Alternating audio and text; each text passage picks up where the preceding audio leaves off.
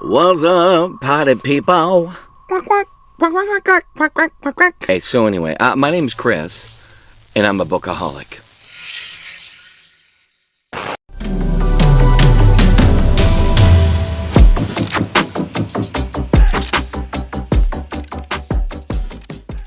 All right, basically, there are so many books here, so many books, that if I sneeze, if I move inappropriately, what's going to happen? Well, I'm gonna be buried under the avalanche of books, which immediately makes me think of A.R. Witham's The Legend of Blackjack. By the way, this is not on my list of things to talk about today, but remember I did the, I think it was the other day, I did this Indie Love. I did have a couple others I wanna bring to your attention in forthcoming videos, but this was awesome. So I loved the audio narration that AR does, and the story is phenomenal, so enjoyable. So anyway, long and the short of it is, being buried just brought this precious book to mind.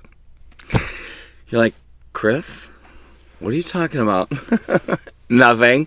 Okay, so anyway, let's get down to business, which kind of reminds me a little bit of Alan, Library of Alexandria. I always enjoy watching his stuff, and I like when he does that intro. So anyway, let's move on. Here we go. So today, basically, what I want to do is just talk a little bit about some books that I have such great affection for, and these are some top tier books for me. Books that I will always have this fond affection for, which is really interesting because some of the books are not necessarily warm, cozy, fun, loving little books. But I'll bring a few to mind. Some you've seen before, some will be new, and then we'll go from there. Here's the first book, just kind of like just sentimental, I love these books kind of stuff. Here's the first, The Dead Zone. Look, I don't care what anybody says. Yes, there are maybe some little moments that seem like it could be dated, but I think this story still stands, and it stands strong. This is an old, mass market paperback, a Signet novel. Well, the truth about this is that there are a couple different story plots that seem to be going on, and both to me are very interesting. Sometimes that'll happen; they'll deviate. People will take off on a side story plot, and then ultimately it comes together and it works. But I like following the storylines in this book, and I never really felt like I was super disconnected. There are just questions here as to, how a person recovers who's in, just some severe accidents, and what that does to the individual and how that impacts relationships. And I also really liked, because he's playing a lot with, the shine, this particular gift that, is it a gift or not? That kind of idea at times. Well, the ending to me was super satisfying, and I'm not really going to go into this. I'm just going to say that this, for me, is one of those books that I will always look at with a sense of fondness, probably because it was such a satisfying read. Now, I might read this coming up in October again, and maybe it won't hold as much water, but I did love it when I read it.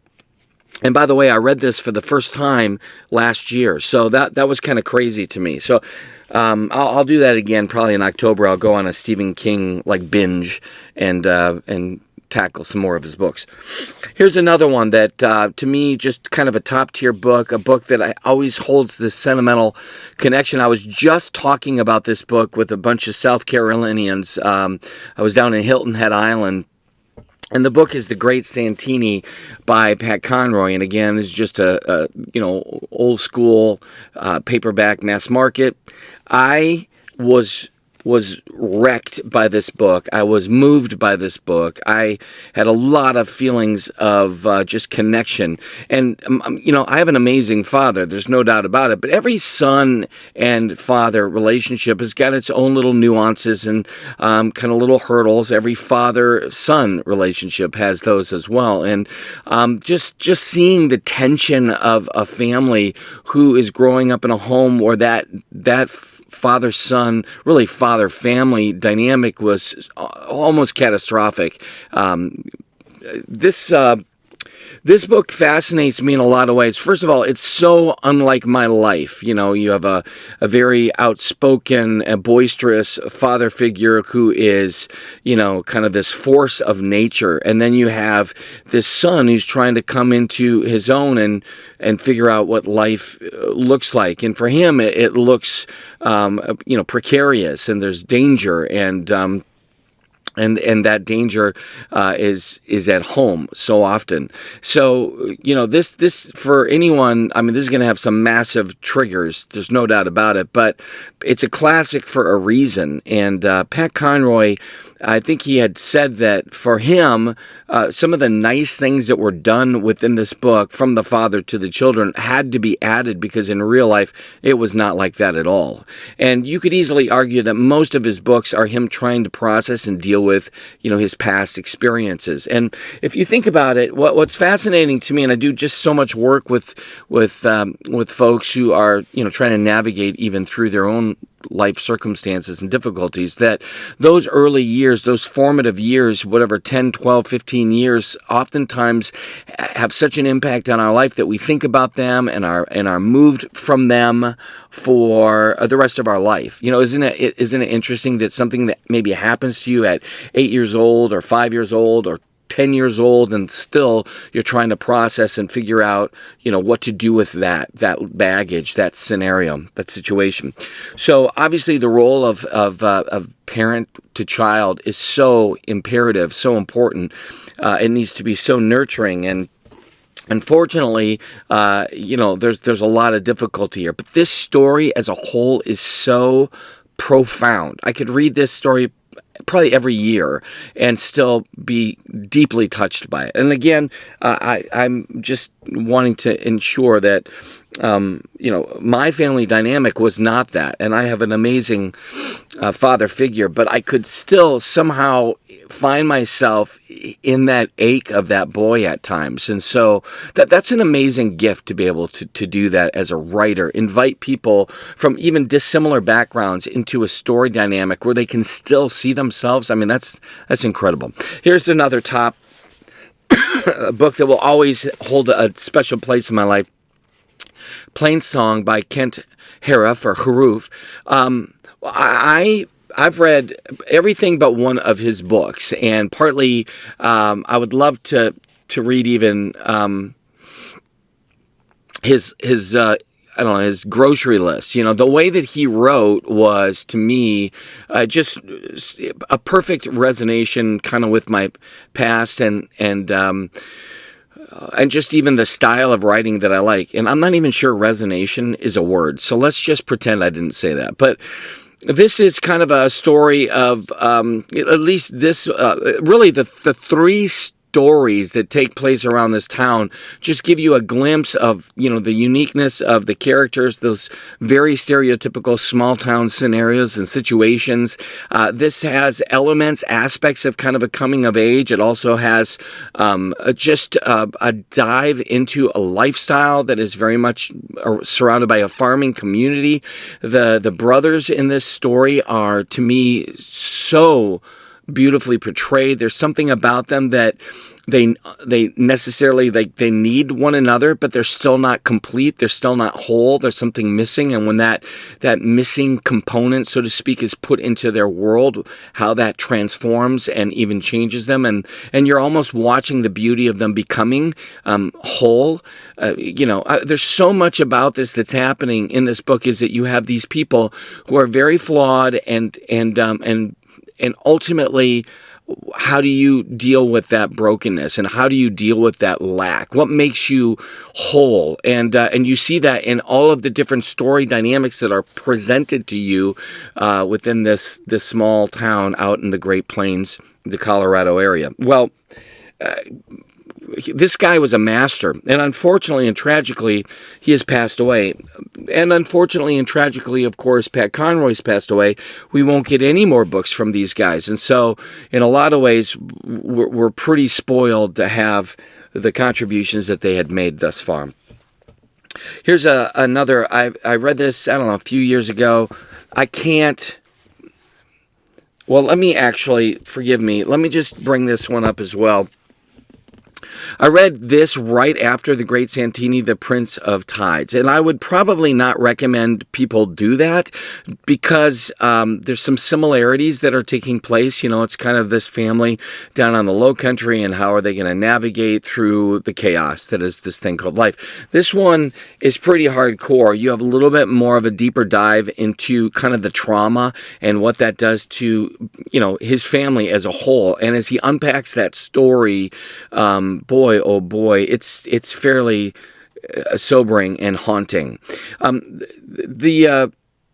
The movie that was done, so I never saw the movie for The Great Santini. I believe that had Robert Duvall. That's an old movie, and I'm not sure where I would even find that. But this movie had Barbara Streisand and Nick Nolte, and from what I remember, the movie, it wasn't that bad actually. It was a fairly decent adaptation of the book, but still, the book just is so profound because obviously Pat Conroy is a master at the craft. So, you know, you're not going to get exactly that kind of translation. So anyway, here's the next book that will always kind of be really intensely connected to me, and that's by Louise Erdrich, The Roundhouse. I wish I could explain to you just all the reasons why this is so amazing for me, but it would be almost impossible to do that. But so much of this resonated with my childhood, growing up in the Dakotas, small town America. You know, family dynamics that are a little bit messy, kind of surrounding families that you know are not doing well, and you know the interaction and relationships of people who maybe at first glance you wouldn't see how they could fit together, and yet this story deals with a trauma that is taking place and has taken place, and how do you navigate through that? And maybe I'm kind of drawn to that idea of just difficulty in traumas and struggles in real life small town America, because that was me growing up in small town America with some family dynamics that were a little bit tough. But thanks be to God, I have such a blessed opportunity to have these great relationships with my family members, which I know so many people don't. And it just, to me, is the ultimate tragedy. You know, every family and every person's going to go through struggles and difficulties. I think that's why I like a lot of what Louise Erdrich does, is that she offers you story dynamics, plots that are a little bit different than the average Joe and Jane, but honestly, you can still find yourself in that. And again, that's what I loved about Conroy, and really, that's the gift of an amazing storyteller is, hey, I know this isn't your story, but I'm going to tell you mine. And when you see yourself in there, allow that story to kind of do that work in you. And it can be a very, you know, beautiful and profound kind of moment for the reader to maybe see something a little bit about themselves that they normally wouldn't. The next book I want to show you that's kind of a top tier for me, that will always have this sentimental place. And look, I could do probably just multitudes of videos of this, you know, kind of top tier books, and maybe I will. But this book, again, will always kind of show up on my radar as, wow, I was so moved by this book. And it's called Old School by Tobias Wolff. I could include The Catcher in the Rye. I really could. And there's some similarities in dynamics. Or think even the movie Dead Poets Society, right? That movie was transformative in some ways to me. There was so much about that I loved and resonated with. Well, there are some kind of similar dynamics that are taking place here, but again, you have this story of a young boy kind of coming into his own a little bit. There's some really messy pasts, really difficult family dynamics and moments, and then, you know, just kind of this school experience, right? Tobias Wolff, truly and at times devastatingly observed. First novel is A Boy in an Elite Prep School in 1960. He's an outsider who has learned to mimic the negligent manner of his more privileged classmates, and like many of them, he wants more than anything on earth to become a writer. But to do that, he must first learn to tell the truth about himself. And it's. I think this is one of the greats. And Tobias Wolff is a very respected author, and I think that this book will probably, for me, be the one that always comes to the top when it comes to his craft, his contributions. Maybe one last book that to me is kind of a top-tier book, and I've read this a couple times. It's a very small book. It's a religious book, so a lot of you might not find this to be appealing, and that's okay. But it's by a guy named Jacques Philippe, Searching for and Maintaining Peace. This is put out by St. Paul's Press, and Jacques Philippe has written a number of books, but this to me, look how small that is. This to me, you would think I'll just fly through this in just a quick little, afternoon tea time moment, but this book is so rich and so deep and so profound that I could probably read this every single year, and it would always do something for me. Searching for and Maintaining Peace. This book, for anyone who has any type of, kind of even religious background or an inclination into, like something deep and profound and spiritual, this book would be a great aside to maybe some of the other books that you're reading. I've found that all the other asides are pushed aside and he comes to the forefront. I don't know what the deal is with this, but he kind of writes in a language that really does it for me. Like, I really feel encouraged, and this book has some really practical, profound moments in it to help you as you journey towards peace amidst the chaos that is called real life, right? So there's a ton of other books that I could bring here, and I'll do that for a future video, but there's a few that just to me, when I think back on and I think about, like, yes, I could totally reread these again probably every year. Yes, this is, writing at the top of their game. And yes, I have such a sentimental, time remembering where I was when I read them, how it impacted me. That's kind of it for this video. I hope that you guys are doing great out there. And honestly, if you get the chance, check out, the Discord. We got it up and rolling, and I think me and 2 other people are having a great time there. I'm a part of a ton of Discords as well, so I like that anyways. And so maybe this is something you're looking for. There's nothing. I'm not breaking new ground. Let's say that, but we are having fun there. There's an Amazon wish list that you can check out. And certainly, if you just have a book recommendation, some of your top tier books, I'd love to know what those are. So anyway, I love this stuff, and I hope you do too.